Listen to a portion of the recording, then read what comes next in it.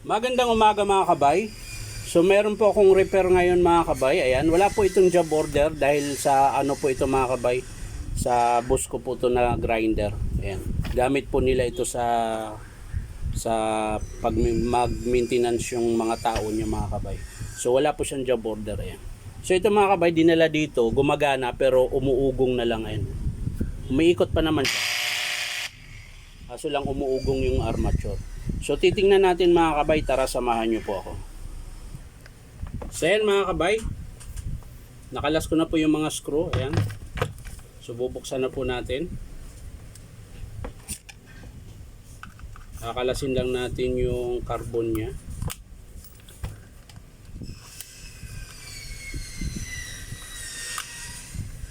So ayan, nakalas ko na po yung carbon mga kabay.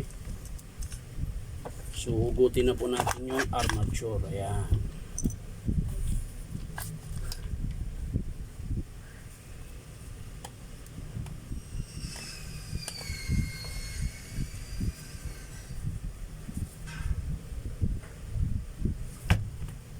So ayan mga kabay, ilalapit ko na lang po. Babalik na rin ko yung camera, ilipat ko sa harap para po yung sira talaga na malapitan. Ayan. Yan po yung dahilan mga kabay kung bakit umuugong yung armature. Sunog po yung winding. Ayan. Ayan. Nilapit ko na po mga kabay para kitang kita nyo. Ayan. Yan po yung sira. Ayan. Ayan. Sabi ni sir, baliktad daw yung camera. Wala po kasing naghahawak sir eh. Wala po akong cameraman. Ayan, nilagyan ko lang ng stand yung cellphone ko para makita. Ayan. Yan po yung sunog mga kabay. Yan. So yan po yung papalitan natin mga kabay. Ngayon titingnan din natin yung field coil mga kabay kung okay pa ba. So yan po yung field coil niya mga kabay. Wala naman pong tama. Ayan. So okay pa po yan. Yung sleeve niya mga kabay. Ito yung sleeve. Okay pa. Carbon brush niya mga kabay, kalahati po yung carbon niya mga kabay. Papalitan ko na lang po yan para hindi na po pabalik-balik yung customer. Ayan. Ay stay, hindi pala sa customer to mga kabay, sa bus ko po ito. Ayan, na grinder. Ito yung pinapagamit niya sa mga tao niya kapag merong i-repair sa kanilang bahay. Ayan. So okay naman po yung bearing niya, okay naman. Ayan. Sa harap okay din. Yung pinion check natin, baka may pudpud na. So yan mga kabay, malapit na malapit po yan. Siguro naman makikita nyo po yan. Yan. Wala pong sira yan, okay pa yung pinion. Spindle mga kabay, kung alog, aalugin natin, hindi po. Ayan, okay pa. Yung lock, so okay pa. So yan lang mga kabay ang papalitan natin, yung armature tsaka carbon brush. Ayan. So antayin nyo mga kabay, kukunin ko lang po yung pyesa sa baba. So yan mga kabay, ito na po yung bagong bagong armature. Ayan. Ito po yung luma mga kabay. Ayan.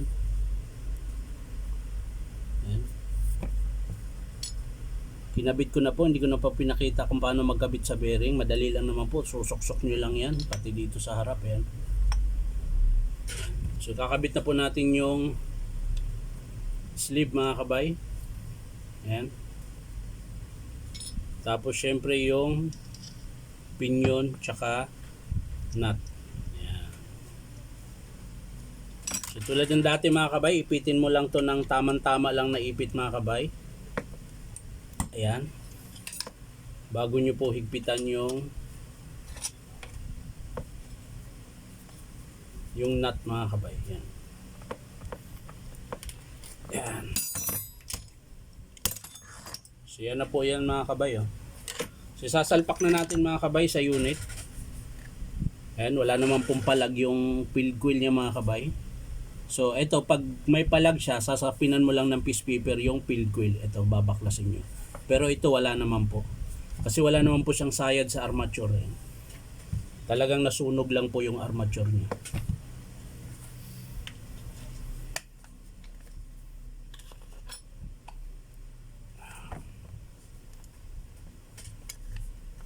So yan, nasalpak na natin.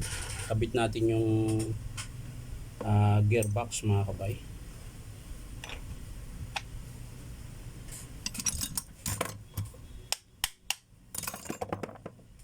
Yan.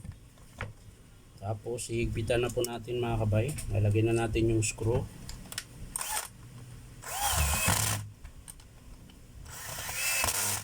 Yan.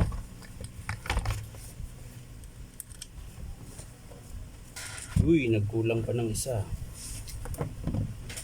Yung kulang talaga ng isa. Ayan. So yun mga kabay, nakita ko ni isang screw. Laglag lang pala. Ayan. Tapos syempre yung bagong carbon mga kabay. Ito yung bago niyang carbon.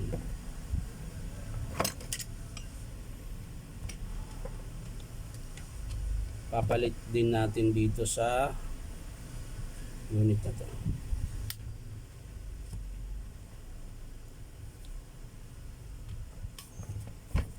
Kukunin ka? Wipe out lang ha. Wala akong wipe out. Pabili ka na lang.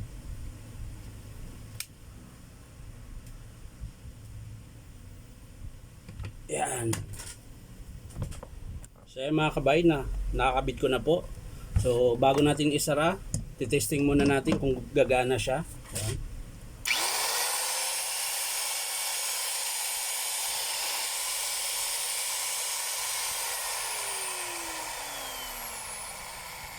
So hindi na siya umuugong mga kabay katulad kanina. Ayan. So sasara ko na po.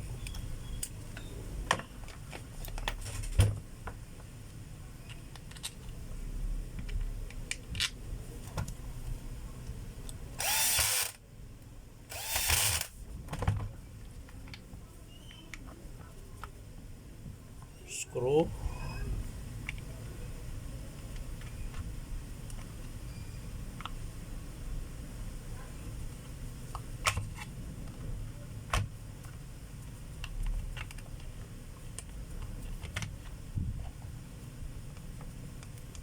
Yan, sa kabila din.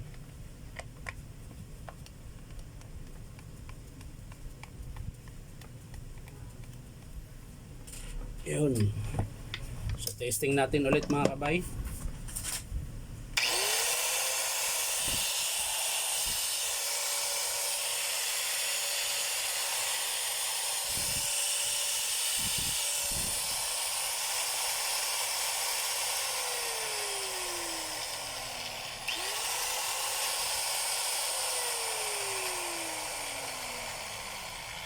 So yan mga kabay. So ito lang po yung pinalitan natin. Yung armature niya po, ayan. Sunog po yung winding niya, ayan, paikot. Tapos nagpalit din po tayo ng carbon brush. Ayan. Yun lang po yung dalawa mga kabay pinalitan. Ayan. So yan lang mga kabay, maraming salamat sa panonood at palike and share na rin po. At syempre po, subscribe nyo po ito akong YouTube account na Inom Tabay. So maraming salamat mga kabay. Bye bye.